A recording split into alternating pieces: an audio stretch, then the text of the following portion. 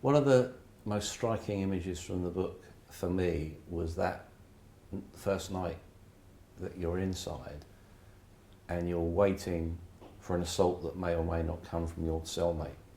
You're there with a can of baked beans. Can you give us an insight into what that night was like and your mindset at that time? Well, it's the animalistic impulse to survive that is in there. You know, you're completely taken out of the comfort zone.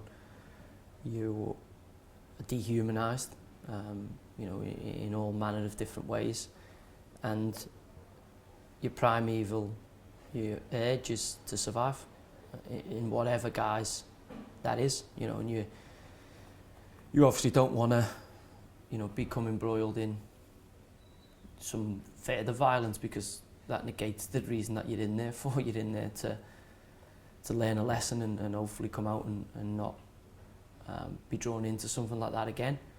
But obviously you go in there and you've got to survive, you know, and you know, it's, as you can imagine, it's not a place where negotiation and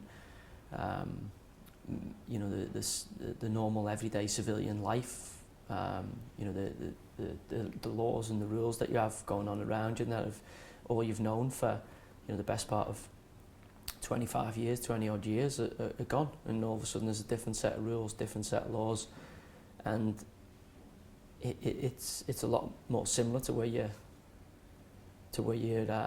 grew up, or certainly the darker parts of where you grew up. And you know, your old instincts kick in, and you know, go into a cell, and obviously as I'm walking across the yard at Strangeways, you know, thanks to the media interest in me, you know, people knew I was coming a couple of days before I knew I was going myself, such as the you know, the covert operations that are ran by the prison system.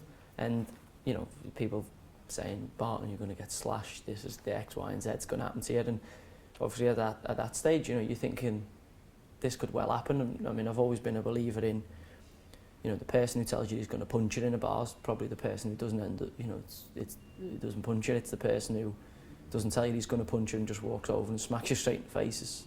So, you know, knowing that from the school playground and the threats, and that was, you know, usually people who had no intention of carrying that out, and I'd received a couple of death threats in letters and stuff like that, and I was like, well, it's quite convenient of you to tell me that write to me to tell me that you're going to kill me at some point.